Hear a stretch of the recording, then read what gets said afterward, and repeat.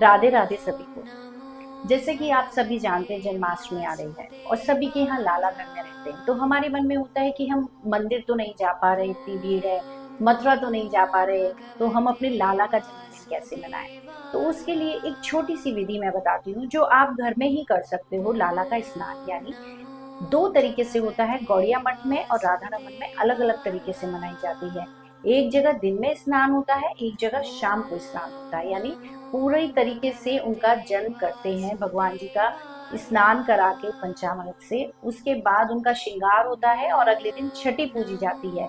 जैसे हम बच्चों की पूजते हैं उसी तरह लड्डू गोपाल की छठी मनाई जाती है पूरे ब्रज में। पंचामृत से स्नान कराते हैं, वही विधि है। शुद्ध जल हमने लिया है, ये शुद्ध जल हो गया, दूध हो गया, दही हो गया, शहद हो गया, बूरा हो गया, घी हो गया। जिस तरीके से हम पंचामृत बनाते हैं उसी तरीके से।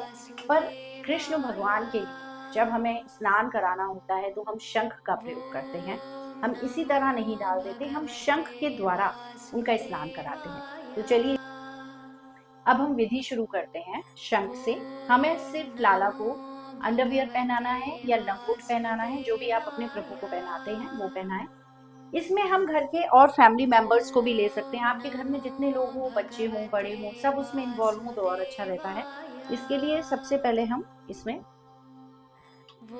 शुद्ध जल से इस तरीके से थोड़ा सा जल डाल के स्नान कराते हैं।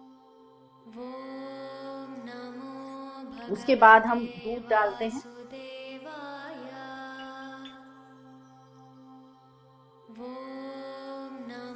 थोड़ा थोड़ा हल्का हाथ लगा के रगड़ सकते हैं, जैसे हम लोग नहाते हैं उसी तरीके से।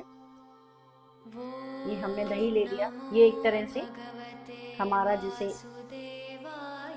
सभी चीज का एस्ट्रोलॉजिकली ये सब चीजें चंद्रमा को डिनोट करती हैं। आपके डिप्रेशन, एंजाइटी, ये सब चीजें हैं, इनको डिसॉल्व करती हैं। अब ये बहुत ज्यादा हो गया तो थोड़ा सा जल और डाल देते हैं, जिससे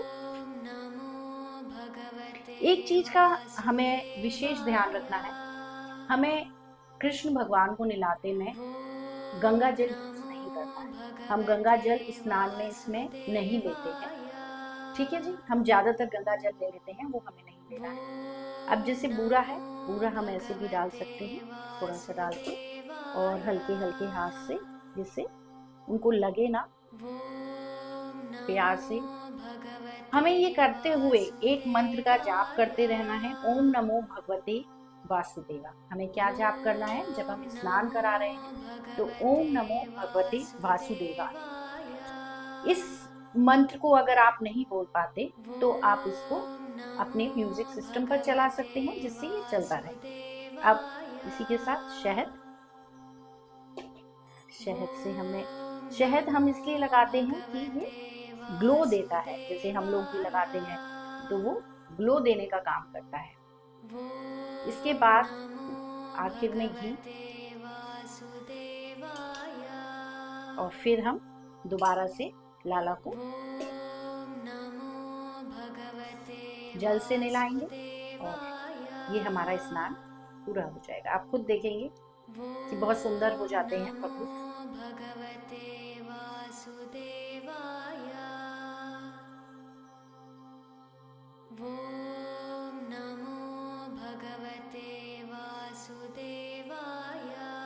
हो जाते हैं। उसके बाद हम इत्र सेवा जरूर करनी चाहिए लड्डू गोपाल की। तो ये हम हर जगह, हम कॉटन से भी लगा सकते हैं, हम हाथ से भी लगा सकते हैं, जिससे प्रभु महकते रहें। सबसे पहले हम इत्र ही लगाते हैं। आज भी नहीं, मैं तो रूटीन में डेली भी पहले इत्र ही लगाती हूँ। गया आपका माला हो गई, बांसुरी हो गई, मुकुट, बाल, ये माला हम बाद में चढ़ाएंगे। ये चंदन लगाने के लिए ये है। तो इस तरीके से हमने लाला का श्रृंगार कर दिया, आसन पे बिठा देंगे।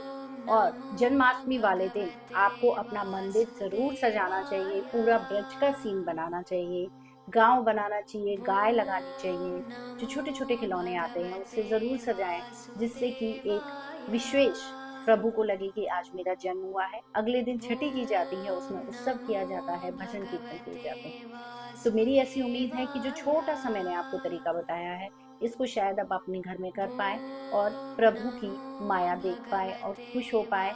अपने बच्चे का जन्मदिन बनाकर बहुत खुशी मिलती है। तो हैप्पी जन्माष्टमी। धन्यवाद। राधे राधे।